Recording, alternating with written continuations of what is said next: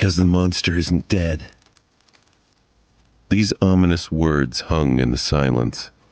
3 pairs of eyes widened, staring right at Sonny. Why do you say that? After thinking about it, Sonny came to the conclusion that the tyrant was, indeed, still alive. His reasoning was pretty straightforward. He did not hear the spell congratulating him on slaying the creature after it fell off the cliff, which meant that it was not slain. But he couldn't explain that to his companions. He pointed up. The monster jumped from an incredible height to land on this platform. Yet it wasn't harmed at all. Why would it be killed by falling off the cliff? Neither Gregor nor the slaves could find a flaw in this argument. Sonny continued. Which means that it's still alive, somewhere down the mountain. So by going back, we will be delivering ourselves into its maw. Benny cursed loudly and crawled closer to the bonfire, staring into the darkness with terror in his eyes. Fraser rubbed his temples, mumbling, Of course. Why didn't I realize myself? Gregor was the most stoic of the 3. After thinking it over, he nodded. Then we go up and over the mountain pass. But that's not all. He glanced in the direction where the tyrant had fallen. If the monster is still alive, there is a high possibility that it will return here and then pursue us, which means that time is of the essence. We will need to move as soon as the sun rises. He gestured to the torn bodies littering the platform. We can't allow ourselves to rest the whole night anymore. We need to gather supplies now. If there was a chance, I would have liked to give these people at least a humble burial, after gathering all that we can from them. But alas, fate has decided otherwise. Gregor rose to his feet and brandished a sharp knife. Benny tensed up and watched the blade carefully, but then relaxed, seeing that the young soldier showed no sign of aggression. Food, water, warm clothes, firewood. That is what we need to find. Let us split up and accomplish one task each. He then pointed at himself with the tip of the knife. I will carve the oxen carcasses to get us some meat. Fraser looked around the stone platform, most of it drowning in deep shadows, and grimaced. I'll look for firewood. Benny also glanced left and right with a strange gleam in his eyes. Then I'll go find us something warm to wear. Sonny was the last one left. Gregor gave him a long look. Most of our water was stored on the wagon, but each of my fallen brothers was carrying a flagon. Gather as many as you can find.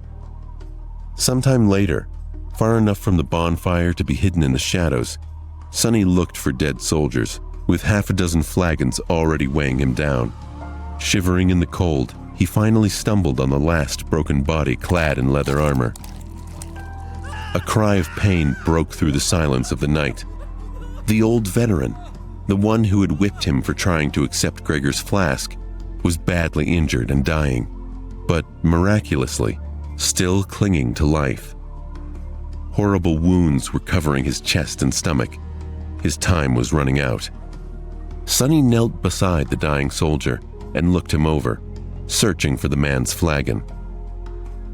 What irony, he thought. The old man chuckled, a strange, strained laugh that brought up blood with it.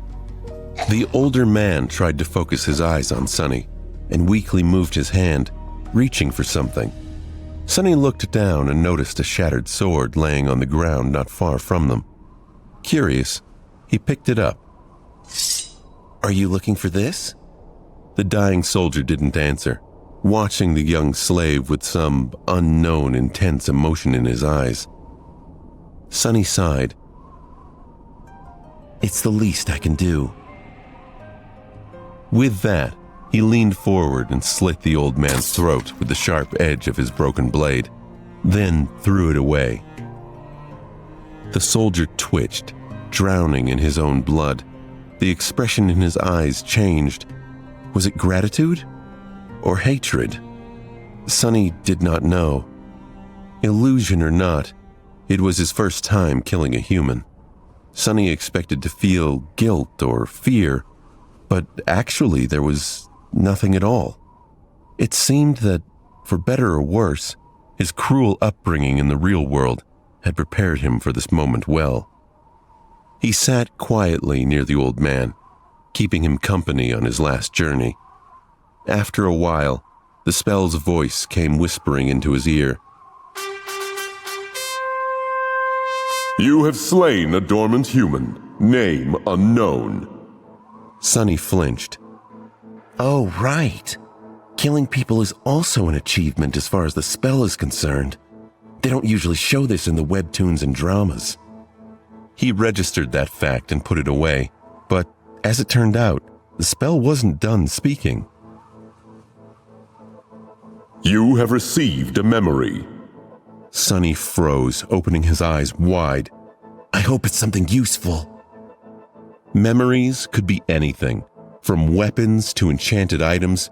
One received from a dormant rank enemy wouldn't be too powerful, but it was still a boon, weightless and undetectable, able to be summoned from nothingness with a simple thought. A memory was incredibly useful. What's more, unlike corporeal things, he would be able to bring it back with him to the real world. The advantage of having something like that back in the outskirts was hard to overestimate. A weapon, a sword, anything. Memory received. Silver bell. Sonny sighed, disappointed. Well, with my luck, what was I expecting? Still, this thing was worth investigating. Maybe it had a powerful enchantment like being able to send out destructive sonic waves or repel incoming projectiles. Sonny summoned the runes and concentrated on the words, Silver Bell. Immediately, an image of a small bell appeared in front of his eyes, with a short string of text below. Silver Bell, a small memento of a long-lost home, which once brought its owner comfort and joy. Its clear ringing can be heard from miles away. Shit. Sonny thought, dejected. His first memory turned out to be pretty much useless, like everything else he possessed. He was almost starting to see a theme in how the spell was treating him. Sonny dismissed the runes and then got busy removing the dead man's fur cloak and warm, sturdy leather boots. As an officer, the quality of these clothes was a notch above those of simple soldiers. After putting them on, Sonny finally felt warm for the first time since the nightmare began, not considering the short time he had spent near the bonfire. At least I won't die from exposure now, he thought. The cloak was a bit bloodied, but then again, so was Sonny. He looked around, easily piercing the veil of darkness with his tenebrious eyes. Gregor and Fraser were still in the middle of their tasks. Benny was supposed to be looking for winter clothes, but was greedily pulling rings off the dead men's fingers instead. Unseen to them, Sonny hesitated, considering if he had really thought things through well enough. His companions were unreliable. The future was too uncertain. Even the requirements of passing the nightmare remained a mystery. Any decision he could make would have been a gamble at best. Still, he had to make some if he wanted to survive. Not wasting any more time thinking, Sonny returned to help the team scavenge with a deep sigh. They spent the rest of the night sitting with their backs against the bonfire, staring fearfully into the night. Despite the exhaustion, no one could sleep. The possibility of the tyrant coming back to finish the 4 survivors off was too frightening.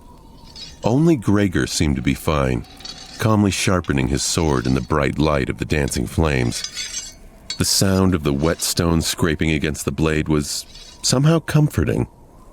At the break of dawn, when the sun had lazily begun to warm up the air, they loaded themselves with all the supplies they'd managed to gather and set out into the cold. Sonny looked back, taking in the sight of the stone platform for the last time. He managed to get past the place where the slave caravan was supposed to perish. What other horrors were in store for him before he could finally wake up? If he ever would wake up. Wait, that's not the end. You've just had a free taste. Now get the full story on the Pocket FM app, link in description. Check out our next video and playlist, and don't forget to like, share, and subscribe.